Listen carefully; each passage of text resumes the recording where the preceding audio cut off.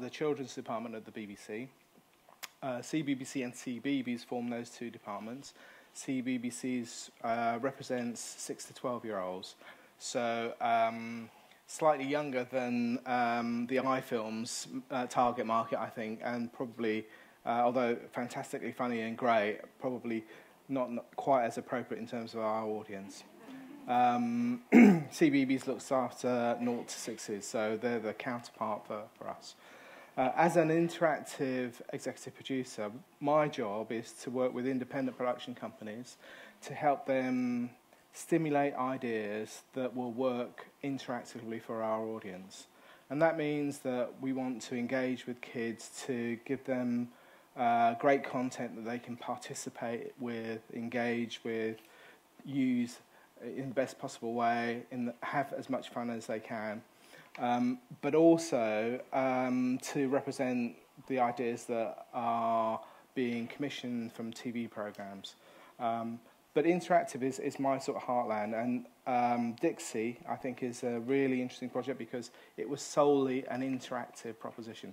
It didn't have a TV element to it.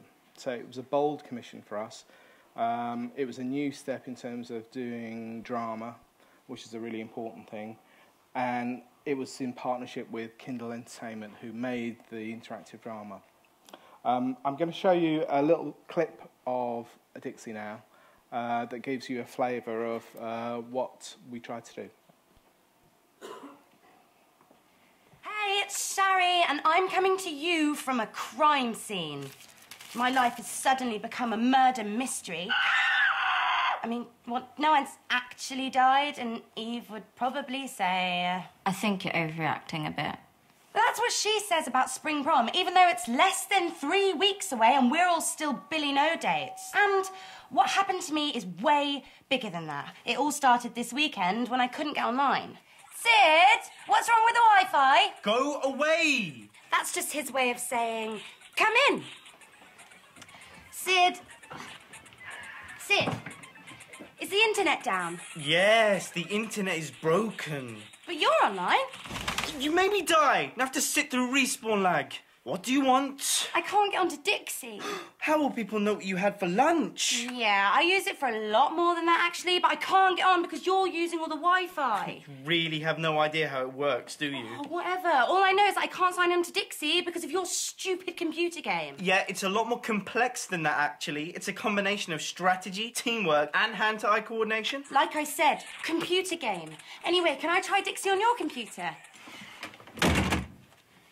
That'll be a no, then.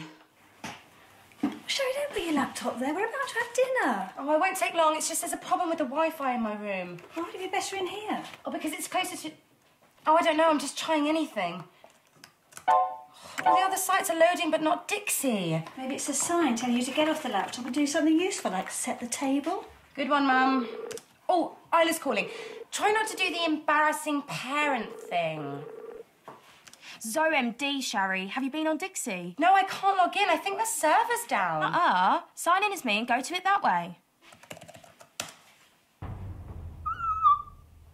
Check out my makeover for the prom. I don't really get what that means, because it looks horrible. I'll tell you what it means. Murder. But even worse, 47 people gave it a thumbs up. Great. So, Dixi is an online drama. It's a whodunit. And the whodunit is about Shari, who's our main character, who's had her profile hacked online. And it's a journey of discovery in terms of who actually hacked her profile. It's a series of 30 vlogs from Shari and all her friends spread over 3 weeks, delivered twice a day on the CBBC platform. It's also, its sub-message, I think, is to tell children, to tell parents a little bit more about the issues around safety and being safe online. So that's the subtle underlying message. However, kids enjoyed this because it was a drama, and they loved the fact that they were involved in the drama and they could follow the drama online, on their mobiles, on their desktops, throughout that period. Drama's got a really interesting use in terms of our audience. They relate to it in a significant way. They love the fact that they can identify with characters, identify with storylines, and they can picture themselves playing through those scenarios. It's a really important facet of output that we deliver to 6 to 12-year-olds. And we've got some statistics about, you know, why they love it and what they love about it. So it's a really powerful message for them. So going back to Dixi itself, we delivered this in terms of an online experience. So you could go to a web page where not only could you view each of those video vlogs, but you also were able to comment and interact with the characters. So as Shari was posting a video vlog, she'd also post memes, she'd also post little comments which the audience could interact with. There'd be little polls and votes as well. So it felt like a single area where kids could go and actually delve deep into the story of Dixi and all the friends, but also have their input into it as well. So for us, the uniqueness of it was that it was very topical and it was very reflective in terms of the conversations that could go on between friends, but also we were involving the audience with that.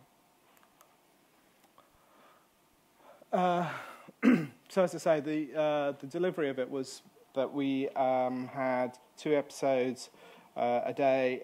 We had also 67 separate pieces of video that were released as part of this. So we had little mini vines to tease the promotion of the series, which told you all about the characters and their friendships and some of the background, as well as the 30 vlogs, as well as extra material around the content itself.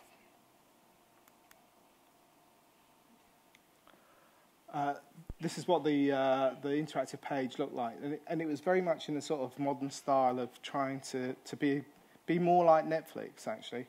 I don't know if any of you have seen the BBC site. It's quite structured in its approach. It's quite formalised, and this felt like a way that you could scroll down to receive and connect with more content. And the deeper you scroll down into the content, the more you'd find out about each of the characters.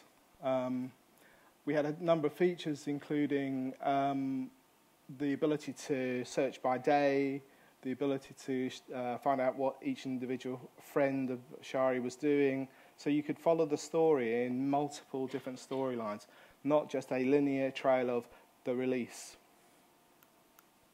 And you could have lots of fun with it. Lots of our audience sent in their own images and with little comments over the top of them in order to populate our content with their material. And obviously it was a whodunit. There's a really interesting sort of reason why I think Dixi was successful in terms of attracting a large audience online.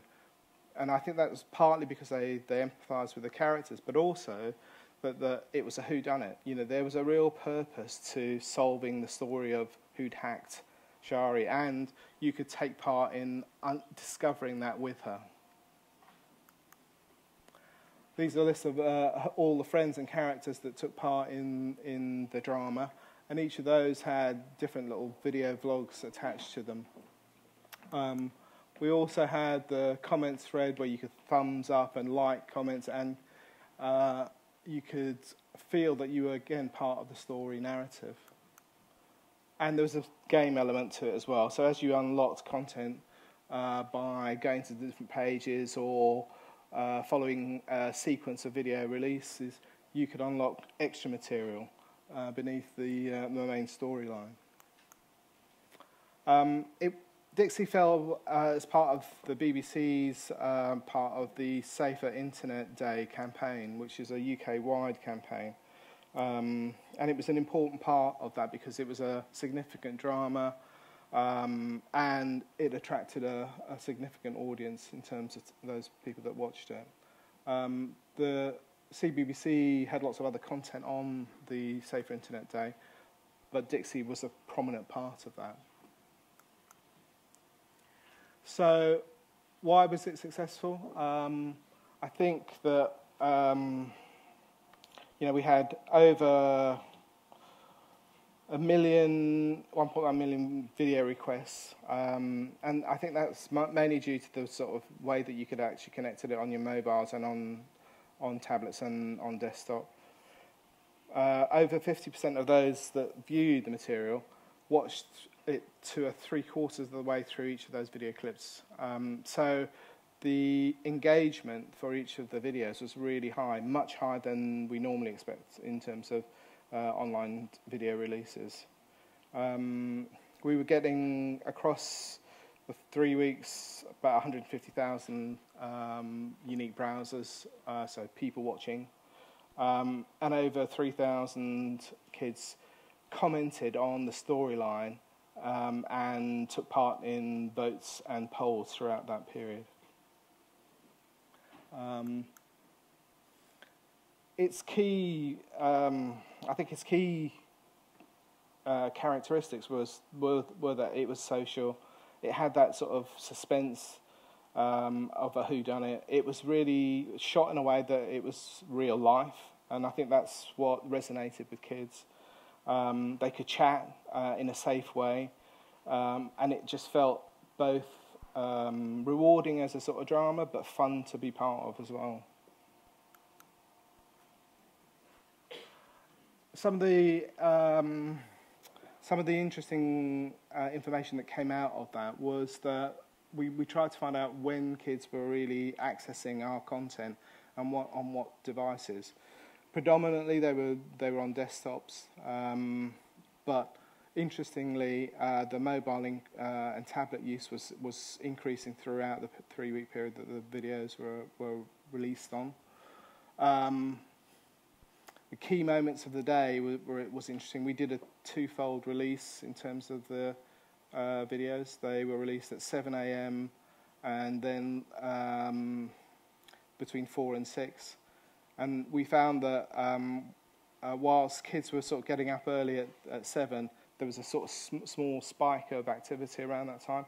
But the peak of activity obviously was between 4 and 6, which is where they were coming home from school, and therefore they had some free time before having some dinner and then homework. However, there was another peak between 7 and 8, which is the sort of, again, the pre going to bed time, where they've completed all their homework and then they're looking at free time to do anything they want to before they head off to bed. So that's informed our release schedule for what we're planning to do for Dixi 2. Music was a phenomenal success. It was the second most popular video clip that we released. We did a song called RL, and that was the second most popular outside of the first and last episodes of Dixi.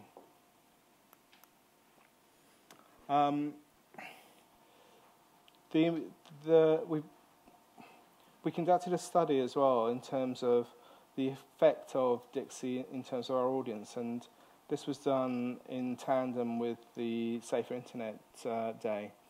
And we found from 4,000 kids that took part in the study, 25% of them had heard of the online drama, which I think is a significant number, especially if you multiply that out across the UK.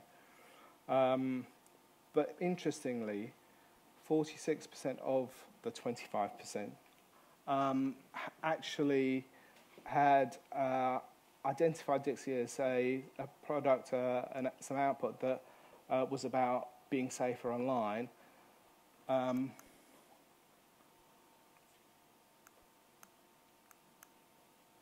And 64% of them went and spoke to their families about changing their habits in terms of their passwords or settings on their different applications.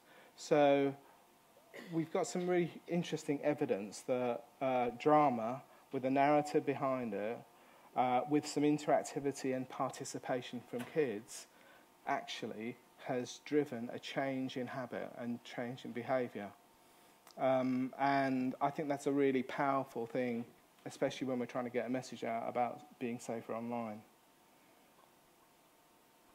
And you can see from that chart, actually, parents took notice of Dixi as well in terms of the impact it could have. It diminished slightly in terms of the teen age group, but it was interesting that they were watching it as well. Our approach was to release content sequentially, was to think about the time of day that material was available from, to introduce topical social interaction. The writers in character were talking to our audience in a real-time way, tied into the release of our video content. So the audience, our child audience, felt that they could really be in the story and be part of the story. And they were getting that sort of clear feedback from characters. It was a very clear audience proposition. It was a whodunit. It was in one place, which was for us a really interesting thing to try and do. It was on one page. You could scroll through it. You didn't have to go to another social network in order to find it, or go to another page on the CBBC site. It was condensed into one experience, and then it was available on mobile and desktop.